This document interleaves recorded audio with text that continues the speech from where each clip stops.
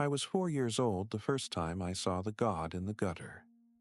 The memory didn't form until my mother mentioned that one summer I started shrieking while on a walk.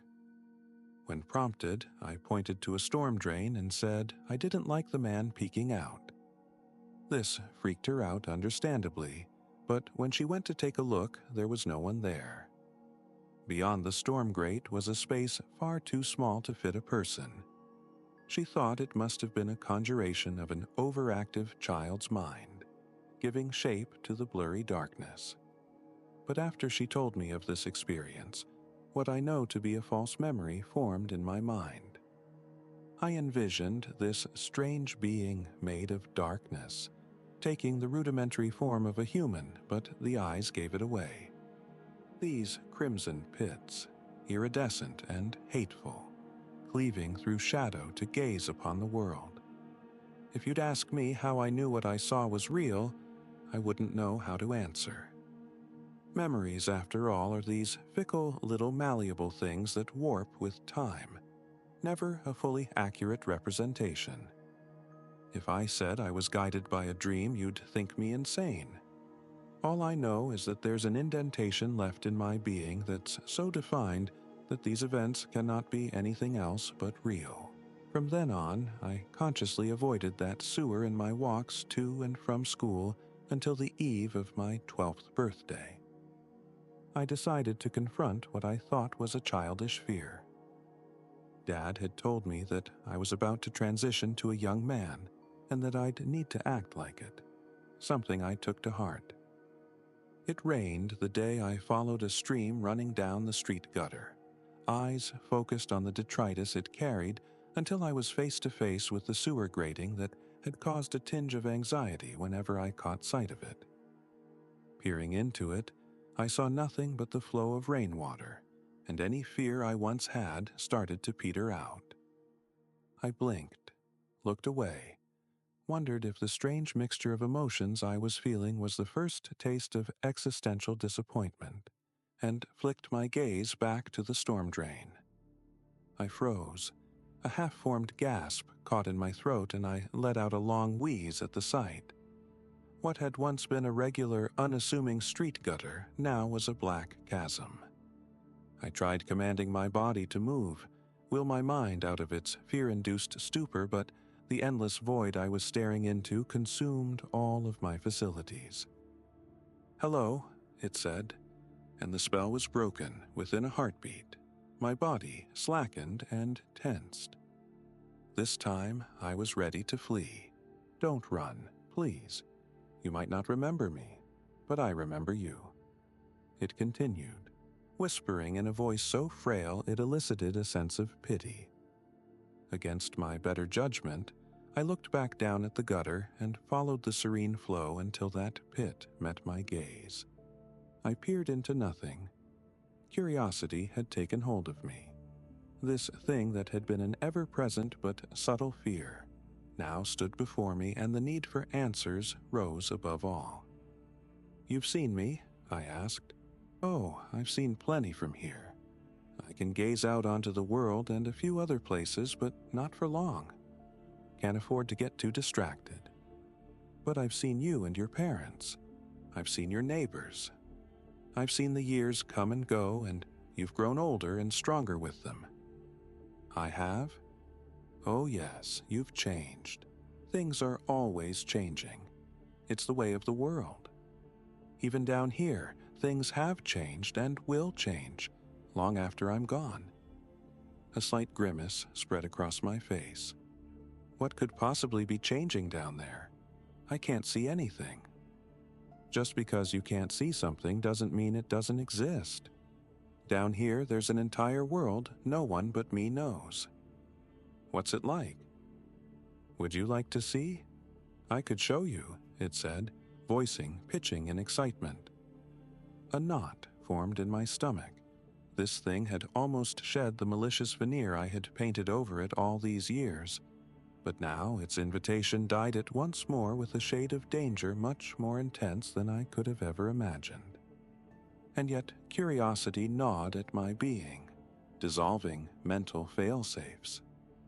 With each passing moment, The answer to its invitation grew louder within me. I can't be gone for long. I tried one final excuse. Time runs differently down here.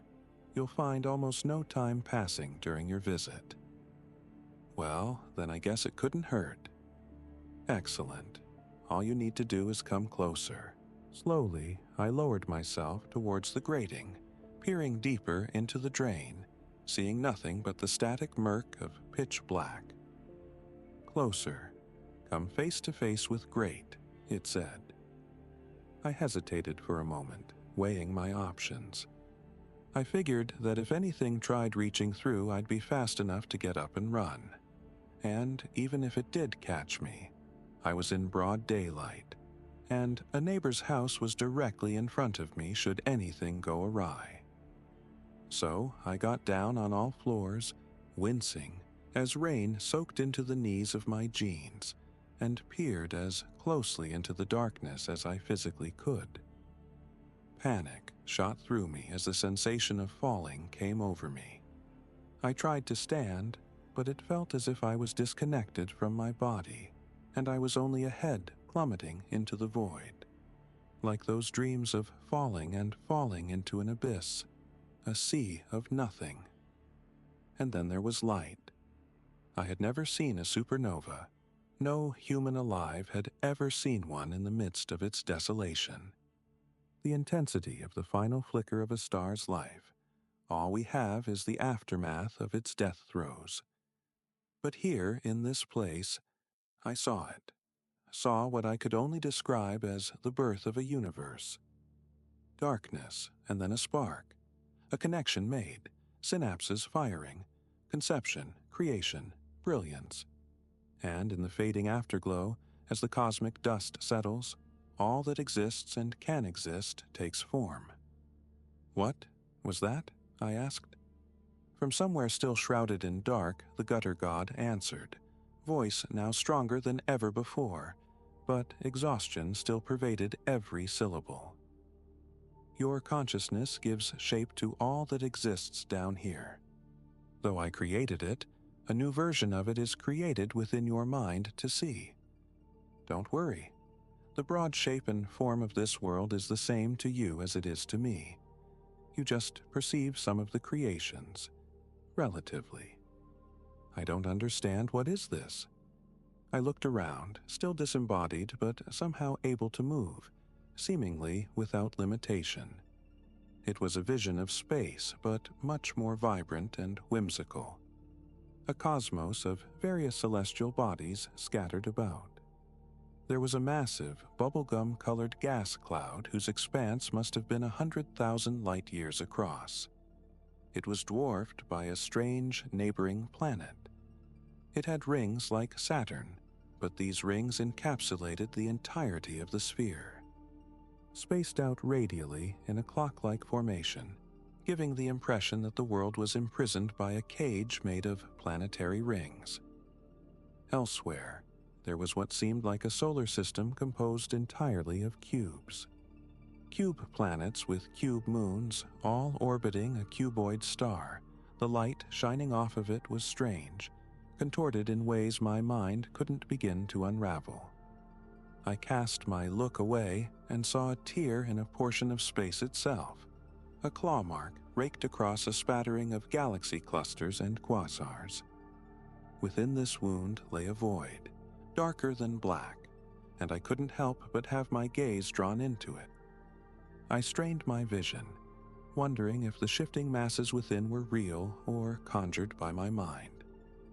As I approached the certainty that something stirred within, the gutter god's voice spoke once more, booming and yet frail. No, not there, never there.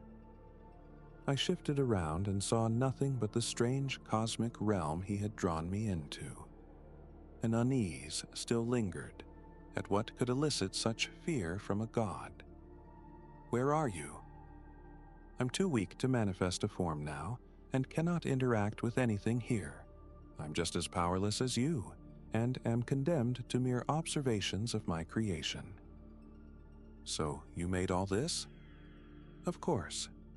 When I crawled into that dark recess, I had nothing but time, so I made something to pass the time, or maybe something to ease the pain.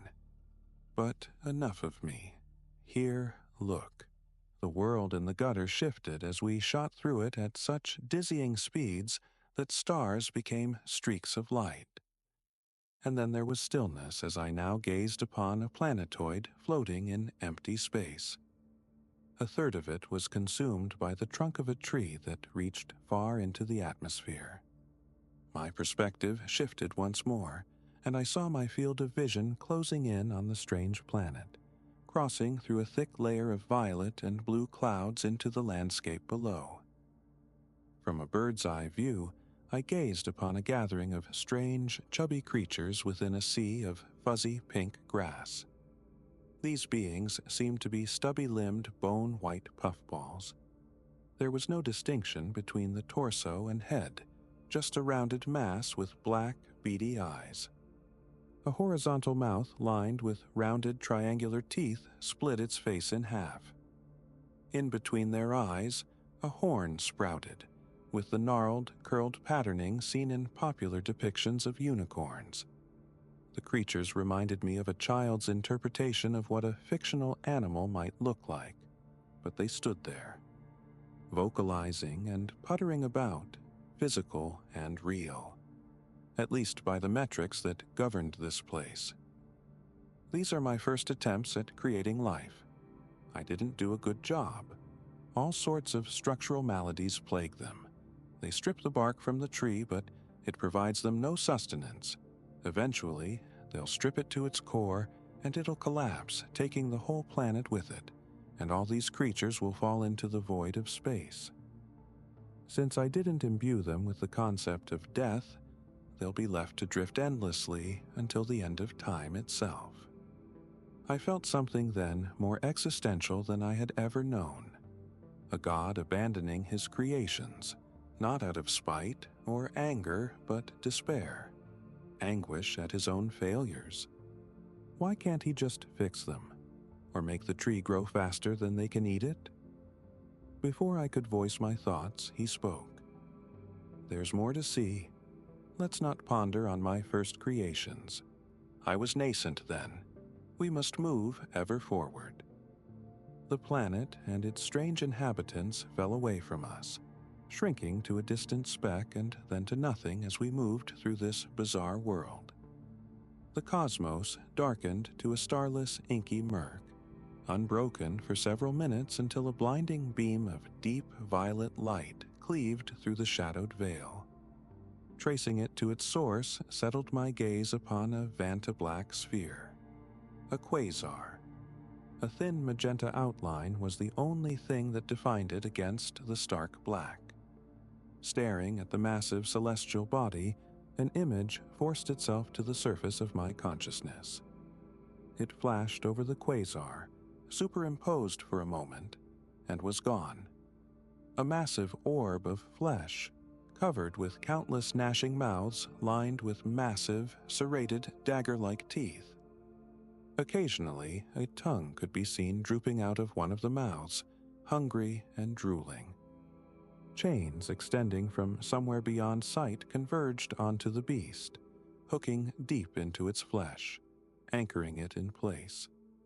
An echo of its ravenous groan lingered as its visage faded back into the quasar. The god sensed my fear of the beast and assured me that the quasar was not our destination. Instead, we were drawn to its edge, and there, hidden by the cosmic body, was a small planet. We plummeted through its atmosphere, gazing upon great scars gouging the landscape. A smattering of orange-red specks within these crevices glimmered like embers or stars. When we finally came to rest, it was within a great ravine. A murky sky swirled above, lit only by dim violet light.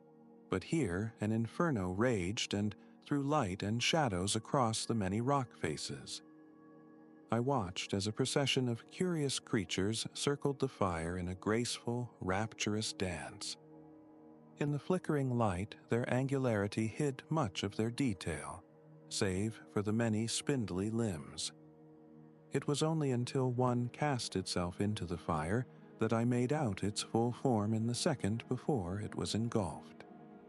Crystalline, serpentine beings conjoined into a branch-like mass. Its flesh was obsidian, made of countless glossy black shards. A shrill cry arose from the being.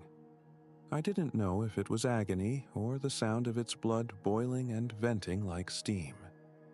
The others danced with increased fervor as they let out tinny, ear-splitting vocalizations, an alien song. The being emerged from the flames, reborn anew. Now it was jagged shards of iridescence sculpted into the rudimentary form of a human.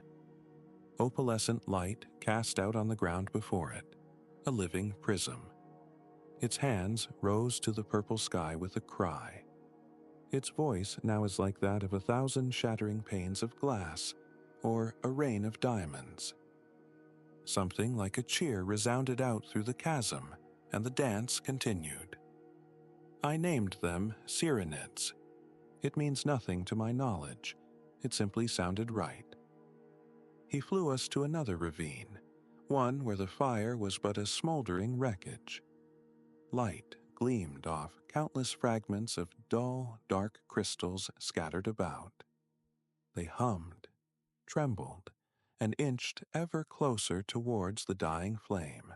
They start as crystal shards that vibrate at the same frequency and use that to locate and move towards each other. Then they merge and form long chains. This is their juvenile state. These crystalline Ouroboros then seek each other out to join together in their next stage of life. When the time is right and the embers spark into an inferno, they feed themselves to the flame and fully mature. In an instant, we were back at the pyre, watching the Sirenids revel in their ritual. They have culture, I said. In a sense, they can also grow and change. But they cannot create and lack sentience. It is more like a process, but one that is inefficient. They have no purpose but to exist. I can hardly call them life. I wanted to make something beautiful, something greater than I. The sin of my first creation plagued me, so when I saw the fruit of my failure here, I tried giving them mercy. That's why you made the devouring beast. Yes, but that too is flawed. It cannot scour them from existence, and neither can I. Something like anxiety came over me, deepening as the sky grew brighter with intense violet light. Looking up, I saw the silhouette of the great devouring moon spread out across the horizon. A flash of white lightning split the sky and revealed a sky full of flesh and teeth. A great maw parted and revealed a chasm of gluttony, gaping and throaty. Immediately, the creature's dance ceased, but they did not flee. I understood then that the process had been interrupted, but they did not recognize what halted it, nor did they have the instinct to survive. "The beast!" I cried. "We must go. This is not something to dwell on," the god said. "If the beast does not consume them, what does it do to them?" The earth shook with the beast's roar, and the wind whipped into a vortex pulling dust towards the sky. Looking up, I saw the beast's gullet within a gaping mouth and sucking in all below it. The dust cyclone crossed over the great inferno and sparked into a tower of raging flame, bridging the gap between heaven and earth, and feeding the chained beast. The Sirenids stood still as they could, until the force of the vortex sent them spiraling into the tempest, and launched up the ladder of flames and into the belly of the beast. I screamed at the god to do something, but he pulled us away and into the atmosphere once more, past the veiled planet, and that unholy quasar, and back to space. I was solemn for several moments before the god spoke once more. "The beast can only grind the Sirenids back to their nascent form and spit them back out as a crystal rain. the cycle continues endlessly. I thought once to extinguish the fires that forge them into their adult forms, but that would leave them scattered and aimless. This way, at least, they have an endless menial cycle of existence. Death and rebirth, I said, a concept I had barely grasped this year. Let us move on, he said, and the world darkened to near pitch before a cyan tint swirled through and an ocean stood before us. Light reflected and refracted until gold shimmered on the tide and in the distance, swaddled in radiance, land. In an instant, it was before us and a sea of emerald leaves and ruby landscapes eclipsed the blue. We moved through the air at Mach speeds, watching the landscape transition to a desert waste made of pale violet sand, then a murky green lake the size of a continent, and then cycle back to the lush greens and reds that started it all. I was about to ask the point of it all until I saw the mountains in the distance shift and clarify into something else. Towers, temples, unnatural edifices formed with intent and sentiment. My previous apprehension was shattered by curiosity. You made these? No, I made their makers. Makers? My greatest creation and my greatest failure. How could it be both, I wondered, but didn't voice. The city was upon us now, a Babylon that had never fallen, never been shattered by the wrath of God. Towers, segmented and cuboid, rose to greet us on high. And as we descended beneath their shadow, I saw the architectural genius of their design. Patterns and masonry interwoven with support beams and arches. Perfect functionality, but not at the sacrifice of beauty. Devotion was evident in every single detail of the structures here, represented as rays of light shining down on a cold and dark world. The colors had faded now, but a phantom of their previous splendor flashed in my mind, and I knew at once the adoration and desperation of their construction.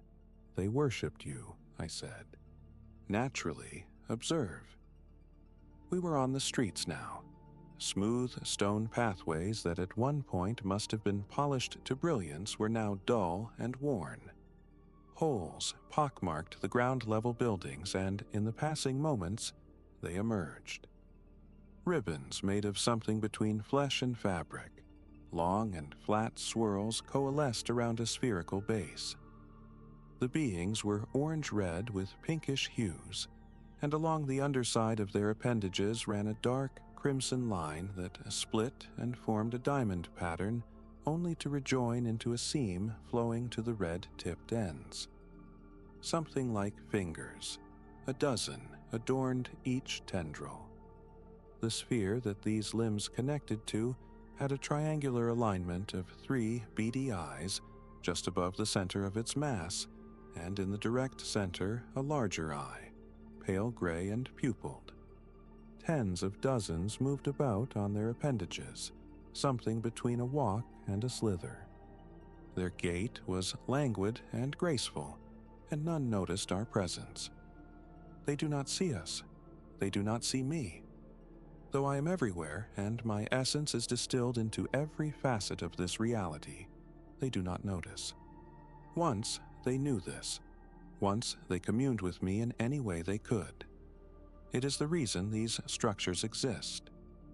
But that was long ago, and now only a few send their words my way. So I faded from their lives, and I am only an intangible now. The god said with a leaking sorrow. Advertisements. It'll appear here now, the abyssal gate. As I've told you before, do not look into the threshold beyond this reality, but observe what emerges carefully. He continued, and so I watched the sky darken as a shadow passed over the firmament of this world. The beings stopped in their tracks, and though their forms were alien, the emotion that stilled them was not. Fear. A keening rose from somewhere, a wildly pitching fragmented whistle, and the mad scramble began. The beings panicked and rushed towards their dens. Some staggered and stumbled, and some were trampled or tripped. Black dots began to stain a space above a plaza, and the screams rose to a crescendo. The space burst open like the puncturing of an amniotic sac. Tears in reality raked by some unforeseen hand operating in the beyond. I could only avert my gaze. I looked downward at the space directly beneath. The first wave brought something feral and quadrupedal. Its form was blurred and vaguely amorphous as if a living ink stain in perpetual motion. The first casualty was an unfortunate creature that had fallen in a nearby alleyway. The thing from the abyss was upon it in the blink of an eye, folding the space between them away in an instant. No, it devoured what existed between it and its prey. I reeled in panic, watching the strider being torn asunder by the abyssal hound. A rain of black-green blood peppered the ground, and its scent was sweet and sickly. Why would a creature that could scrape away space itself stop to maul one lone strider? And then it dawned on me. Sadism. I stepped back, ready to run when it spoke again. They cannot see you. They cannot harm you. What? Just watch. This is important. A dozen more abyssal hounds emerged from the tear, and in an instant, the city had been gouged out into near nothing. The monolithic towers were torn asunder and fell in heaps of rubble before me, and I instinctively tried to flinch away. But with no physical body and no eyes, I was forced to watch as an entire section of earth blinked out of existence, and within the craters, the striders screamed and tried to scramble to safety. A sound, high, shrill, and piercing, rose, the unmistakable shriek of a child. A cove of infant striders scattered and squealed, but the hounds were upon them. One was caught between the maws of two abyssal dogs, who pulled at it in opposite directions until it ruptured with a roar of agony, and its blood flooded the earth. "Enough," I said. "Not yet," was the reply, and with it an assent, raised to the sky so we could witness the carnage on a larger scale. "It is not over yet. Bear witness to absolution." From my vantage, I saw the expanse of the ravaged city. Though its center lay in ruins, the rest of it expanded out laterally for what seemed like an eternity. But the further we rose, the perimeter of its end neared, and the tear into the abyss shrunk until it was a mere pinprick of black. One moment there, and the next splitting open and vomiting black veins across the horizon. Like bolts of lightning or a window shattering, it spread across land and sky, latching onto buildings and the air itself until I was looking at a black web, all originating from the abyssal tear. In a heartbeat, all that existed within the sphere of black veins collapsed. Matter was torn apart, sundered, and disintegrated into nothing. Space shrank towards the nexus, and time itself ceased to have meaning. All unraveled and reformed into a point so infinitesimal it could hardly be said to exist until that too ceased to be. In the wake of the desolation, nothing was left except for a continent-sized crater and quickly fading black vapor. What? I started to ask. I called them the Priori. I wanted them to be my legacy. It took 7 iterations before I was satisfied. And before them? How many living things did you create? Hundreds? Thousands? Too innumerable for me to recall. I reeled. How many had been abandoned to the cold cosmos, or worse? I don't understand this, or them, or why you would abandon them. A long moment passed before he spoke once more, and when he did, it was with a blossoming of a new location. The desolate crater fading, and a fertile crescent of strange plants and valleys like scars took its place. From the strata, curious shapes arose, I wanted them to be functional, perfect, graceful.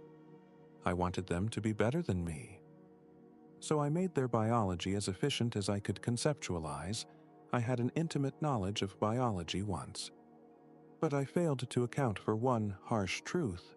A creator cannot make something that transcends himself. Instead, he must transcend through his creation. The forms collapsed to dust, then faded to nothing. What was that? I asked, a desperate grasp at a new genesis, but I am old and tired. You can't create any more? I can create fragments of things, but it's been ages since I've seen anything through to completion. Once it was so easy to dream up an entire world from nothing, spend eons on the details, and bring it into existence. I loved to dream once, wander in the endless possibilities. Now I can only dream a figment of a whole form. The drive and ability seem to have fled from me a long time ago. Totality evades me. Then, this place is dying. No, it's stagnant, a world of relics. When the time comes, it will be my crypt. What happens to my creations I cannot say. Likely they'll fade with me. But with you, maybe. For now, it lives in a state of limbo. Why did you bring me here? So someone can bear witness to all that I am. There's one more thing I must show you. Come. The planet we stood on gradually faded away in a translucent haze until we were adrift in space once more. Again, we rocketed through the cosmos, a quiet tension trailing close behind. The marvelous wonder of his cosmos now shaded with the revelation of the underlying rot of his indifference. That, and his unwillingness to be active in its maintenance. A lump formed in my chest as we crossed the expanse of a familiar pink cloud. I averted my gaze the second we came to a halt once I realized where the gutter god had brought us. The rift I had been warned to never let my gaze wander towards. I'm sorry, I thought I could bury this sin. But if you are to be the observer, you must see all I have made. Even this. Stay close. The horrors you will witness will be unrelenting, he said. The rift was before us now, drawing us into its murky, swirling depths. Panic rose as we crossed its threshold, but with nowhere or way to run, I could only endure. Dark mist was all I saw at first. It was thick and shimmering, shifting as we progressed through it. The miasma only parted when we reached the first marker of our journey through the abyss. An island floating in the void, inhabited by a single dead tree. Flesh was stretched across its trunk, human flesh. Faces pocked every inch of its surface, stitched together in a horrid amalgam of agony. Their mouths wrenched open in an eternal scream, their eyes long gouged out, leaving black pits that too shrieked their suffering. The gutter god knew what my reaction was before I could give it voice, and he spoke. Not yet. This is only the beginning. Steel yourself. It will only get worse from here on out. Advertisements. We moved past the tree, its abrupt silence causing a deep unease to creep over me. Why did it stop screaming? The floor transitioned from the tar-black pitch of the abyss to an angry, fleshy beige. If I had the physicality to scream, I would have. If I could run, if I could cry, if only I could close my eyes. The stitched faces now stretched out like a rug of skin, an ocean of pain. It was a pattern, repeating infinitely. The depths of their mouths and eyes felt darker than anything I had ever experienced, descending endlessly as they drank light itself. But the horror was just beginning. I realized this as they twitched alive, and their maws gaped even louder with the deafening roar of a billion cries. The mass of flesh vibrated and shifted with chaos. It was like a surging crowd in hell, and instantly I knew what this place was. before I could ask why the god forced us through, passing through the pandemonium for what seemed like hours. It never got better. I never acclimated to the screaming sea, and my only grounding force was the momentary shock that would set it at irregular intervals. The scene was broken by another escalation in the profane. So far, the carpet of flesh had only been confined to the floor of this place. But now, archways and architecture piled high on top of itself. Intricate pillars supported bridges and walkways, castles and towers rising high into the blood-hued sky, and all of it was made of screaming, thrashing, human-faced flesh. Passing through an overpass, I saw misery was woven into every facet, every angle, every corner. No salvation, no mercy, no hope. Still, there was more to see. Weaving through structures of biblical proportions, the dread only deepened until I broke. Stop, please. Why are you showing me this? How could you? No, not yet. We must see this through. You must bear witness to the apex. We're almost there. I wanted to argue back with some reason to turn around, to rebel, or just lash out in anger. But the will to resist dissipated the moment it was born, replaced with morbid, horrid curiosity. Solemnly, I accepted my fate as we left behind the city of screams and entered a massive, spherical chamber. The faces were now laid in a grid pattern, and a new detail was added to the design. A spire rose from every intersection of the pattern and thinned to a sharp point. The room expanded outward, growing to gargantuan proportions, and I saw the true purpose of this place. Atop the spires they writhed. Life forms of all shapes and sizes squirmed against their impalement. I saw what looked like an infant cyclops with antlers grasp at the air and shriek.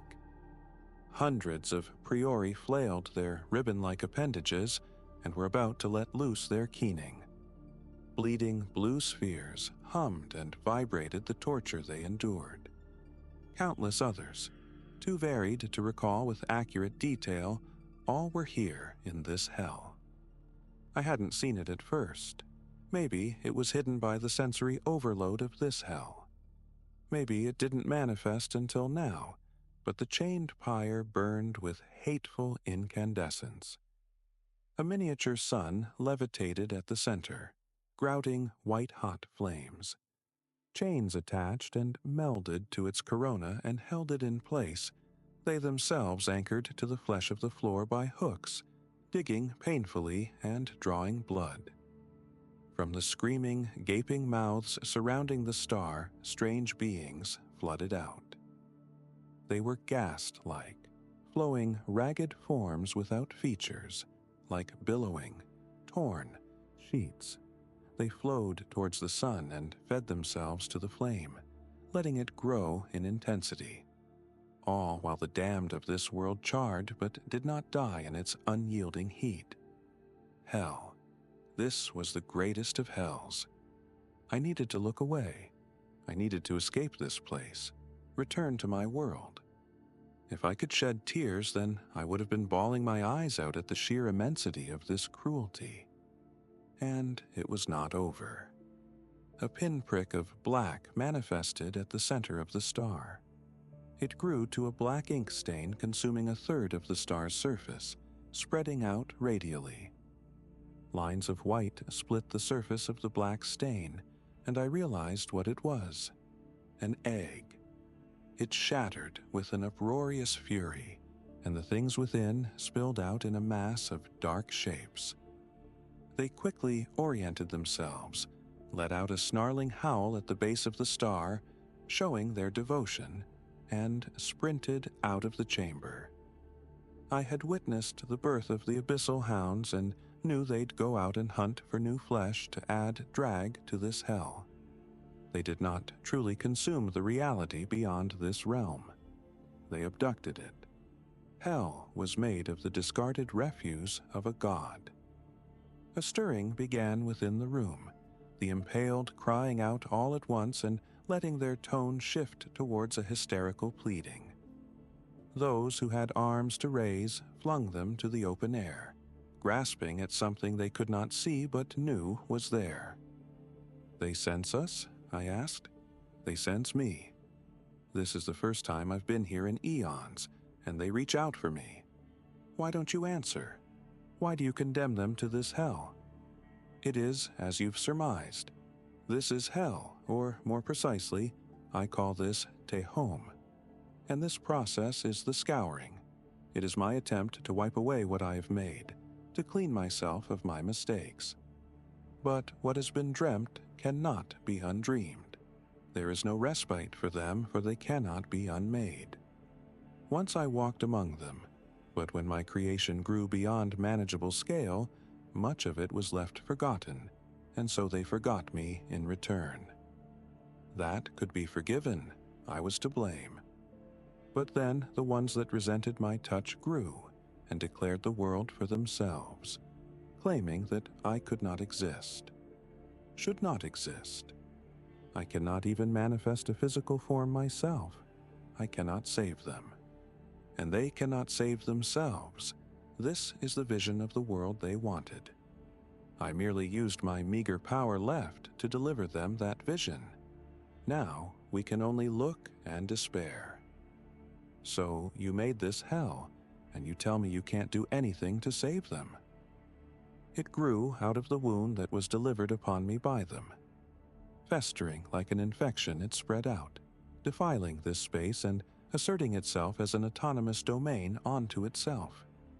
A nightmare manifesting from my resentment towards my creations. The only part I had a hand in actively making is this room, this process, these hounds. They are called Pleroma.